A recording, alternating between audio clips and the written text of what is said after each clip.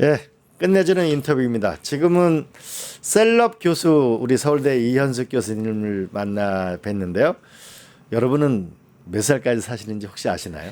바로 그 노화의 비밀을 텔로미어라는 것으로 그 해서 셀럽이 되신 우리 서울대학교 생명과학부의 이현숙 교수님 모셨습니다. 안녕하세요. 안녕하세요. 네. 예, 반갑습니다. 예. 혹시 교수님은 그 텔로미어 검사해 보셨어요? 제 거를 하는 거는 혼자만 하는 건 의미가 없어서 그냥 뭐 일부 그런 건데 뭐 만인, 10만 이런 데이터가 있었을 때 제 거를 검사하면은 당연히 저는 제 거 먼저 하죠. 예. 예. 오늘은 이제 AI 바이오가 무엇인지 생소한 분들이 많이 있는데요.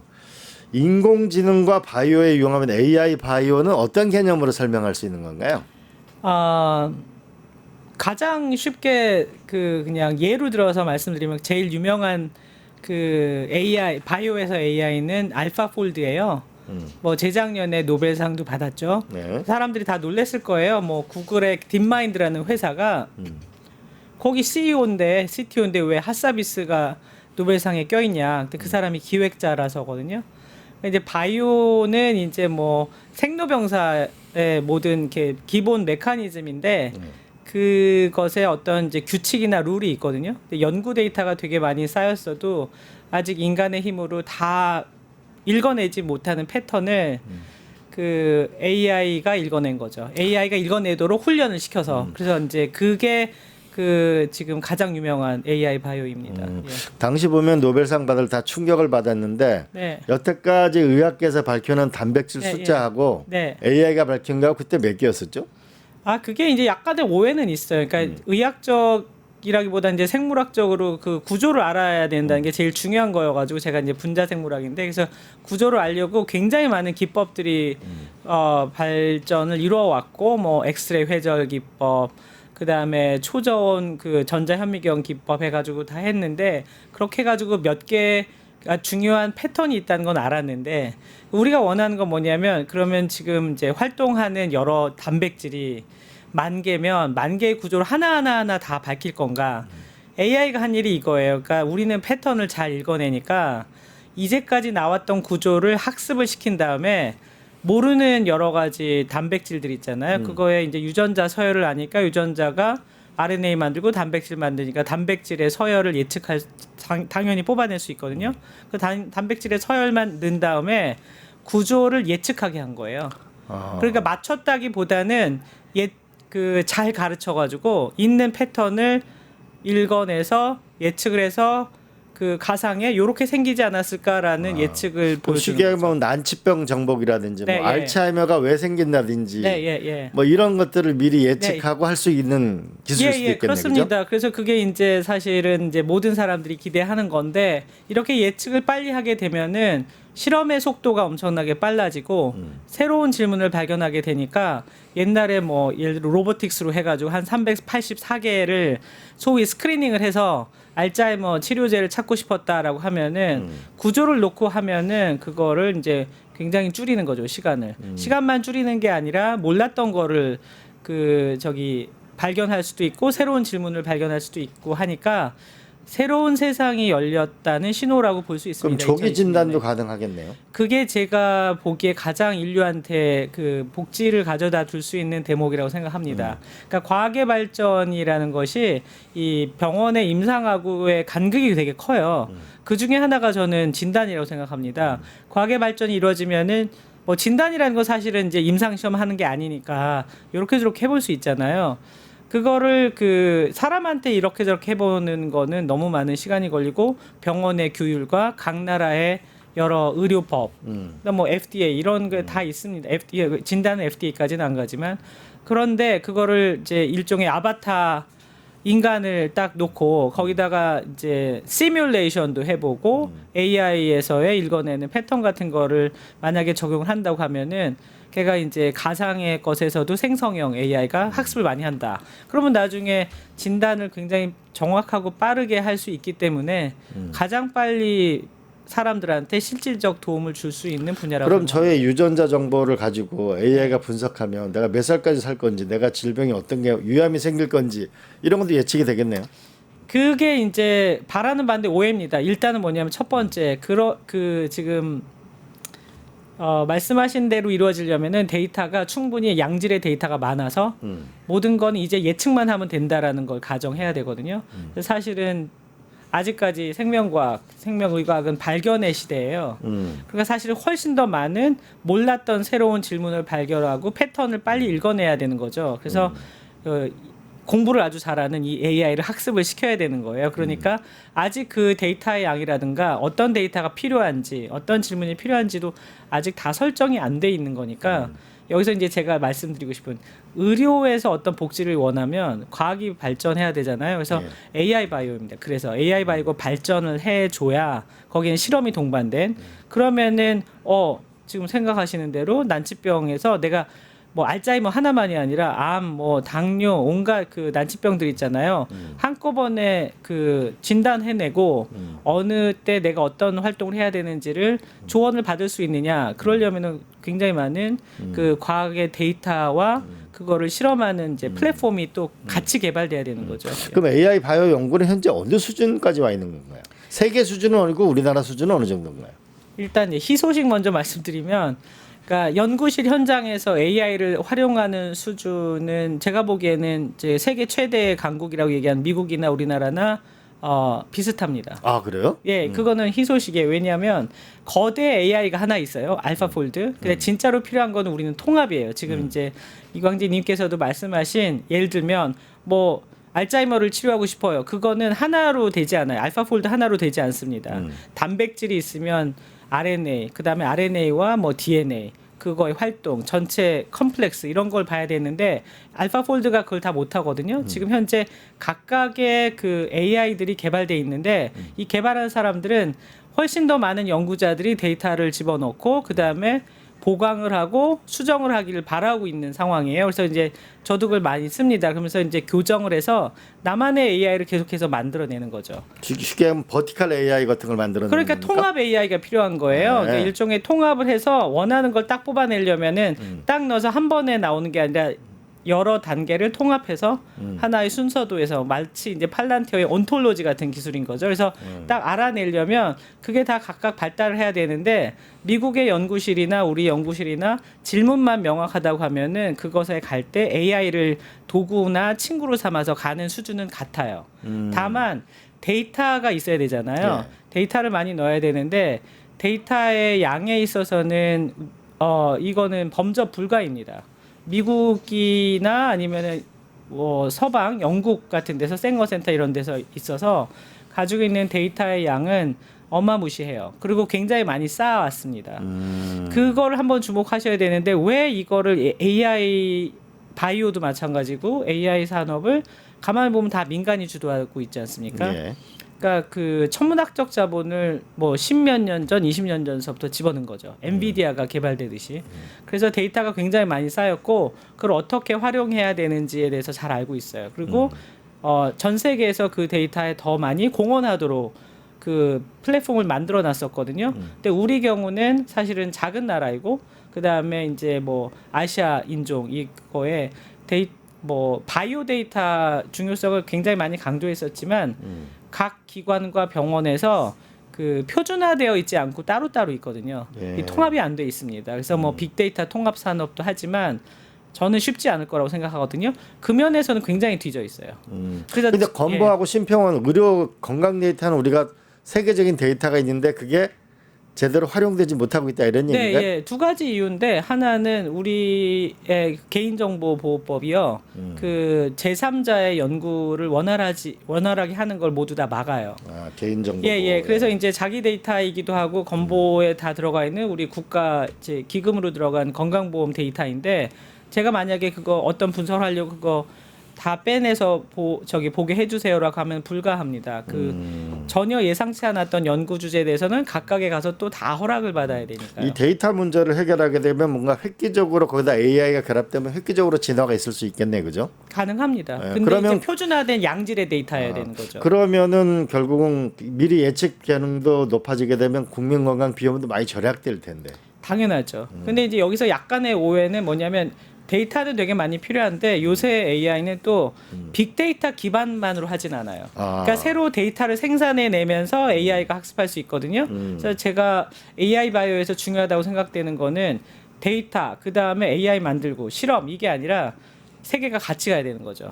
그런 수준으로 치면 우리가 이번에 기치를 들었으니까 어쩌면 사실은 아주 필요한 그걸 이제 소브린 AI라고 볼 수도 있는 거죠. 그런 걸 만드는 데는 이게 과학 AI만큼 서울대학교 이제 그 AI 바이오 연구소를 만드신 거죠, 그죠? 그래서 이게 개념은 같습니다. 우리는 이제 뭐 소브린 AI라고 얘기하지 않았지만 세계를 선도하기 위한 방법이 있다는 거죠. 그러니까 아주 잘하는 데이터 사이언티스트, 그 다음에 AI 전문가, 그러니까 뭐 언어 모델만이 아니라 그리고 저기 바이오 전문가 이렇게 같이 모여서 연구를 하다 그 보면 팀이 얼마나 됩니까? 네? 우리 교수님이 계신 곳에 연구팀. 팀이 15명, 40명 교수이고 학생 연구자까지 합하면 173명이에요. 네. 그럼 데이터 문제는 있다고 하더라도 그다음에 GPU 이런 게 많이 있어야 되지 않아요? GPU가 연산을 많이 하는 거잖아요. 한 장 났을 때랑 100장 났을 때 연산의 속도는 어마무시하게 다르거든요. 그래서 저희가 이제 그 발전 기금으로, 그러니까 뭐 국가 연구 지원도 없고 하니까 발전금이라는 게 기부금이에요. 기부금을 이제 그 어렵사리 유치를 해서 뭐 민간에서 민간에서 받은 거죠. 그래서 바이오인공지능 연구에서 세계 최고 되겠습니다라고 이제 비전을 포부를 밝힌 다음에 믿고 주셔가지고 그걸 가지고 이제 한 게 GPU 56장, 그러니까 H100 56장이에요. 그게 그럼 얼마예요? 50여 그게 사실은 한 40억 정도 돼요. 40억 정도 되는데 거기에 이제 그 냉각 장치가 있어요. 거의 뭐 한 1억씩 드는 거네, 그죠? 한 장에. 그렇죠. 근데 냉각 장치가 필요해요. 열이 많이 나니까 냉각 장치까지 다 하고 전기 승합하고 다 해서 그 시설을 하는데 저희가 50억을 썼고 그리고 이제 거기다가 또 한 8억 정도의 냉각 장치를 또 구매를 요청을 했죠. 근데 세계적인 노벨상 이 수상자들은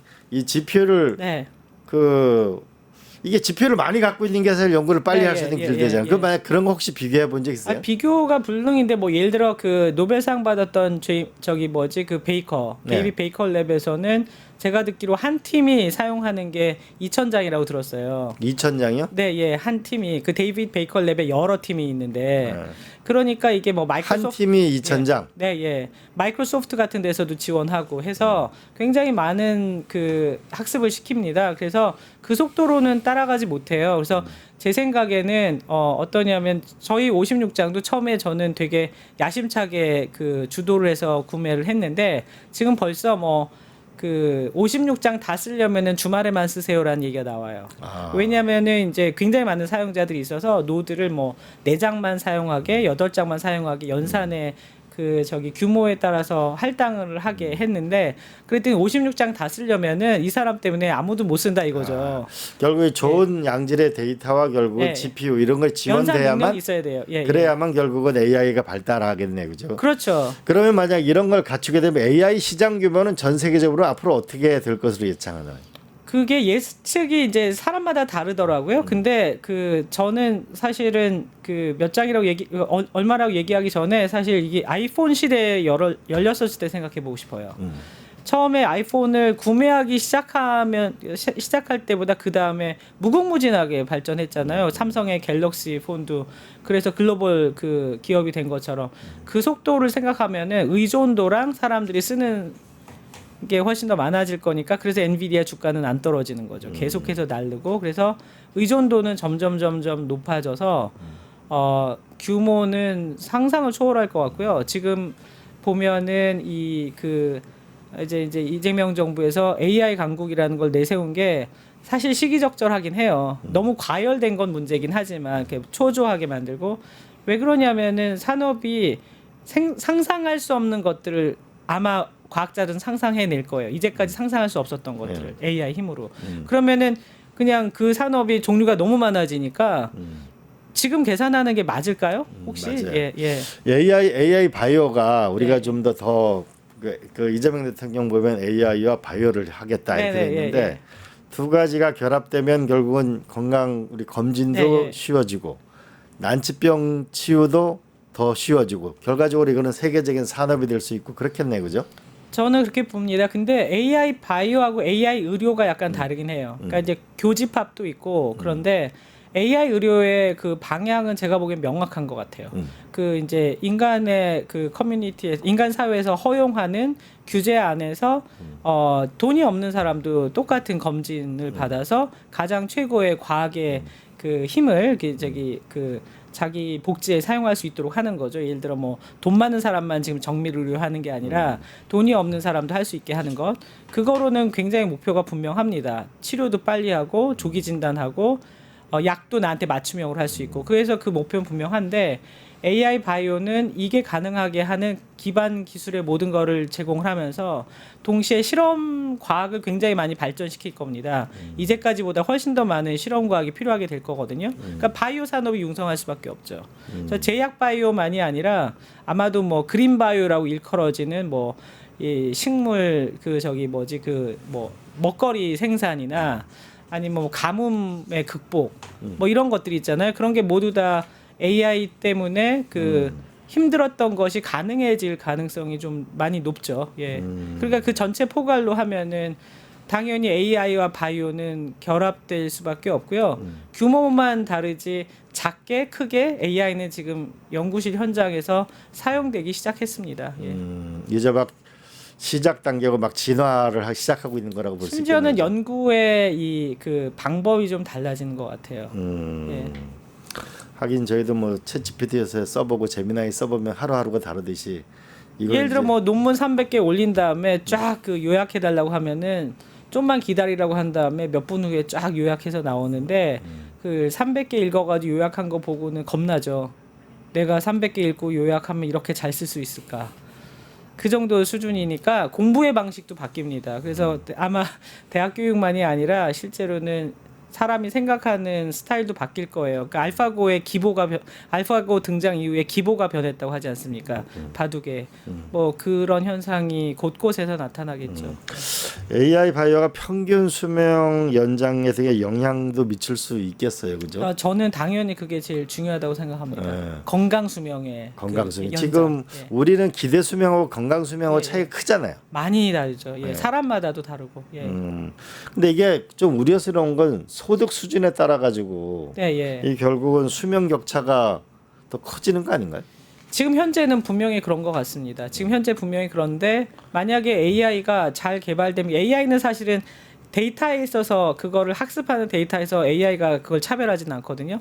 모든 사람의 데이터를 다 받아서 학습을 해서 그 다음에 이제 그냥 건강보험 하나만 있는 사람이 들어왔을 때도 제대로 진단을 빨리빨리 해낸다면 그 국가에서는 건강보험료가 그 줄어들 테지만 또 하나는 이 사람은 빨리 진단을 받았기 때문에 건강 수명이 늘어날 가능성이 그럴 수 높아지겠죠. 지금 보니까 그 수명 연구 보니까 우리가 네. 전라남도나 또 네, 예. 강원도 농촌하고 네, 예. 강남을 비교하면은 굉장히 격차가 있잖아요. 지금 확실히 그 불편한 진실은 부자가 오래 사는 것 같아요.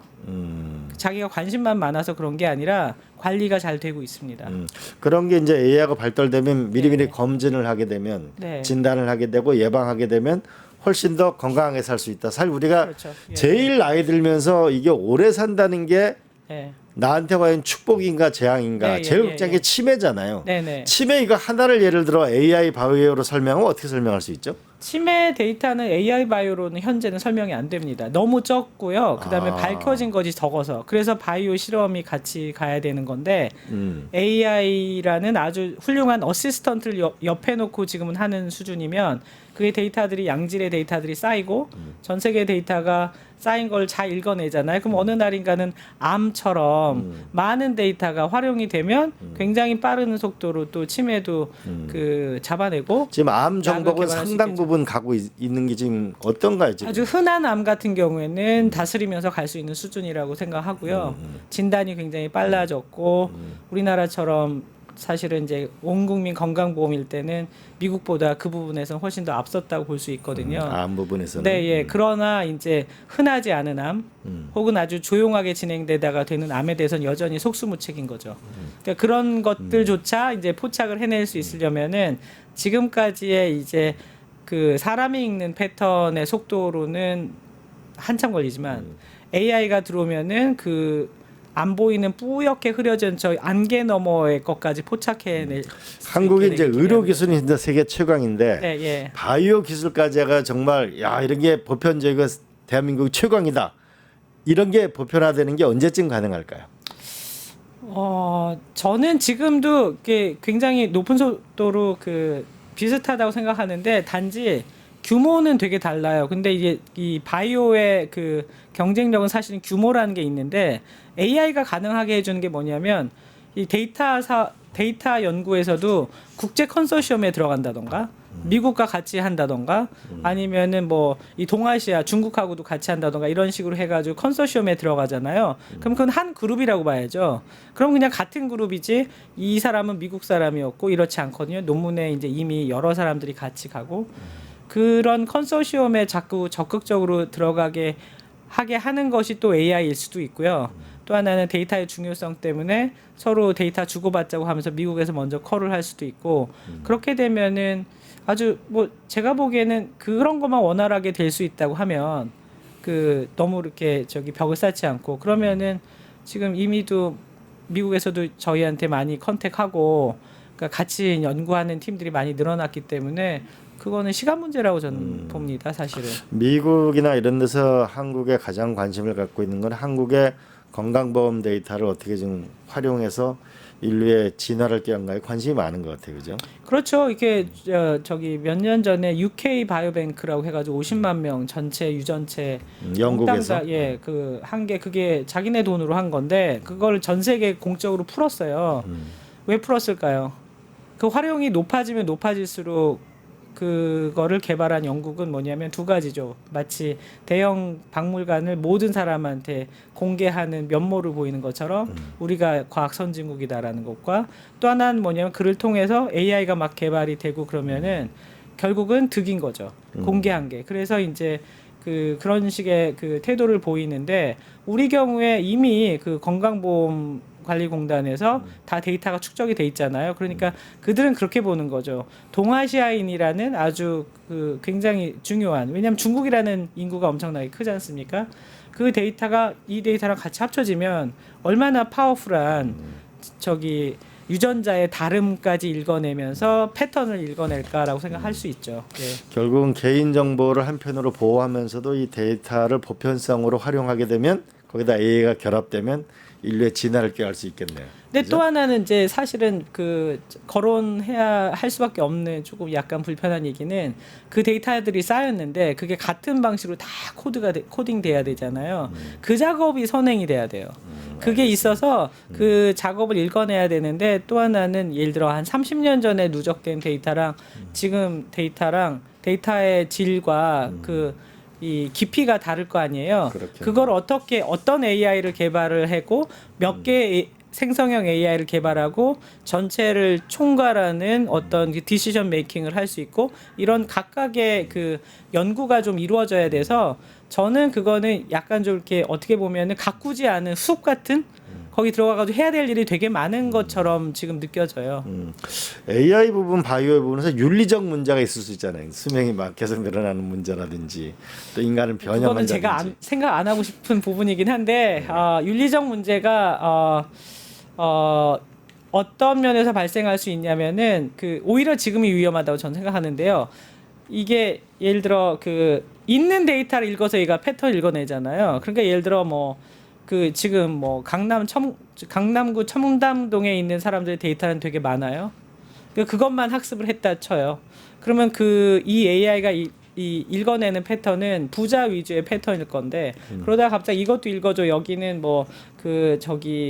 농촌 지역에 좀 다른 식생활을 가진 사람들의 데이터를 읽어봤는데 차별적 학습을 하게 된다면 이라는 게 가능하죠. 그러면은 이게 이거는 안 되고 이렇게 되고 할 수 있는데 그걸 잘 짜서 사실은 전체 다양성을 오히려 보강하게 된다면 그게 오히려 강남구 청담동에 사시는 그 부자들한테도 이로울 수 있는 거죠. 그래서 그 부분은 좀 같이 보강이 되면서 가야 될 필요는 있다고 생각합니다. 바이오 데이터는 기계가 차별하지는 않죠. 결국은 학습을 어떻게 하느냐니까요. 그 AI 바이오가 획기적인 혁신을 하려면은 이재명 정부가 이거를 하면은 확실하게 세계적인 나라가 될 거다라고 이런 정책 건의를 한다면 무엇을 하시겠어요? 저는 이 기초 학문 없이 AI만 발전하는 거는 그 AI는 그냥 카피캣이라고 생각합니다. 기초 학문이 발달해야 된다. 예를 들어 수학 되게 필요하고요. 생명과학의 실험실 되게 필요하고 화학, 물리, 그다음에 뭐 심지어는 그 기후 이런 걸 위해서는 지금 해양학, 뭐 기상학 이런 거 굉장히 많이 필요하잖아요. 그게 다 이 실험실에 웹랩이라고 하는 실험이 필요하거든요. 근데 그냥 AI 나도 만들 수 있어요. 뭐 나도 만들 수 있어요 하는 얘기 이렇게 들어보고 유튜브에서도 들어보면은 질문이 없어요. 근데 예를 들어 뭐 제가 그 팔란티어 얘기를 하자면 팔란티어에서는 모든 생성형에 태어나라. 근데 질문이 없으면 우리는 못합니다라고 얘기한다는 거예요. 그러니까 어떤 목적이 있고 질문이 명확해야 되거든요. 그 질문의 발굴이 우선이기 때문에 그 AI에 투자하는 건 옳으나 만약에 이 그 도메인이라고 그냥 통칭하는 이 가장 중요한 질문의 영역이 죽어 있다면 그냥 여전히 2등 국가일 것 같아요. 그러니까 이게 같이 살아야 되는 거거든요. 그래서 AI 전문가들이 그냥 경쟁하는 거로는 여전히 사실은 그것도 3등, 2등밖에 안 되는 거죠. 그런데 이 도메인 영역이랑 같이 해서 두 개가 같이 서로 주고받으면서 발전하면 새로운 패러다임도 열고 새로운 질문도 만들어내고 진짜 과학 선진국이 되고 과학 강국이 될 것 같아요. 그걸 하려면은 뭐를 딱 해야 된다라고 하면 뭐가 있을까요? 지금 현재 그 과학 투자를 되게 많이 하시기로 결정하셨고 그게 되게 환영할 바이거든요. 윤석열 정부와는 완전히 다른 거죠. 예, 그래서 이제 뭐 사실 이제 그 새 정부에 대한 기대는 저만이 아니라 주변에서 모두 다 가지고 있는 것 같아요. 뭐 어떤 진영을 뛰어넘어서. 그런데 이제 과학자로서 부탁드리고 싶은 거는 뭐냐면 약간 좀 이렇게 그 AI가 모든 걸 해결할 수 있다라고 얘기를 하는 방향으로 가는 거는 조금 자제를 시키고 우리는 이제 어느 전략, 스트래터지를 가지고 있다는 거로 연구비의 그 투입에 있어서도 아주 이렇게 약간 좀 차분하게 그 전략적인 그 포트폴리오를 짜면서 함께 발전할 수 있도록 했으면 좋겠고요. 그다음에 여러 뭐 교육 행정이나 행정 시스템에서 보면은 그 아직 못 쫓아가거든요. 이 과학의 발전 속도를. 그래서 되게 답답한 면이 있어요. 그런 규제 같은 거는 좀 빨리빨리 풀어주시면 좋겠고 그런 대표적인 규제 한 가지만 말씀하라면. 뭐 예를 들면은 저희 학교에 그 GPU 클러스터 다 마련했잖아요. GPU 클러스터를 만들었어요. 다 박수 칠 것 같죠. 어떠냐면은 전기 먹는 하마라고 되게 힘들게 하죠. 구박받아요. 구박도 많이 받아요. 그런데 그게 없으면 이 우리나라의 미래는 없는 거거든요. 사실 뭐라고 해도 뭐 기업에서 만들어낸다 어쩐다 해도 사실은 혁신은 사실은 자유로운 대학 연구실에서 나오고 있어요. 이제까지 그래 왔고. 그래서 그거를 빨리빨리 지원을 해줘야 지금 이광재님께서 말씀하시는 이 선도 국가에서의 새로운 산업을 창출할 거 아닙니까? 이재명 정부가 추천해 20만 개의 GPU를 빨리 사서 구매하게 돼 있다고 하고 할당을 한다고 해가지고 저희도 열심히 가열차게 이제 신청을 하고 있는데요. 테스트런 전에도 뭔가 이렇게 나오게 하려면은 그 교육행정 그다음에 여러 가지 규제 같은 것도 같이 풀어주시고 실험과학이랑 AI랑 같이 그 포트폴리오를 잘 짜주시면 좋겠습니다. 실험과학 기초와 우리가 AI를 함께 병행 발전해야 된다 이런 얘기네요. 예, 텔로미어로 우리 셀럽 교수님 이현숙 교수님을 모시고 여기까지 우리 AI 바이오에 대해서 우리 인사를 말씀을 나눠보았습니다. 가을비가 제법 내렸습니다. 오늘 아침 서울에 내리는 장대비를 보며 이 구름이 강릉 오봉 저수지 위로 순간 이동했으면 좋겠다는 생각이 많이 들었습니다. 다행히 강릉에도 꽤 많은 비가 내렸습니다. 그야말로 단비입니다. 아주 답니다. 오늘 하늘을 덮었던 비구름은 참 고마운 구름입니다만 우리 경제에 드리워져 있는 이 먹구름은 그렇지가 않네요. 가뜩이나 흐린 하늘에 매일같이 먹구름이 몇 개씩 몰려오고 있습니다. 트럼프 대통령의 반도체 의약품 관세 인상 발언이 있었고요. 코스피도 좀 떨어져서 슬픕니다. 우리 경제 하늘이 점점 더 무거워지는 뉴스도 있고 또 좋아지는 뉴스도 있습니다. 우리 경제에도 달콤한 단비가 내려야 할 텐데요. 이러다가 무거워진 하늘에서 쓴 비가 내리질 않을까 걱정입니다. 기후이길 바랍니다. 건강이 위해질 계절이 왔습니다. 이제 여름 내내 가깝게 끼고 살았던 에어컨 바람하고는 어느 정도 거리를 두시는 게 좋겠습니다. 이광재의 끝내주는 경제, 오늘은 여기까지입니다. 우리 이현숙 교수님 수고하셨습니다. 감사합니다.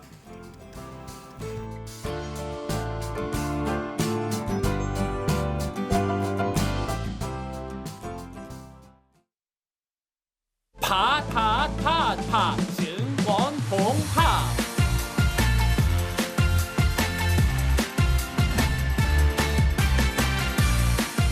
이제 저녁 8시 30분 퇴근 후 퀴즈 한판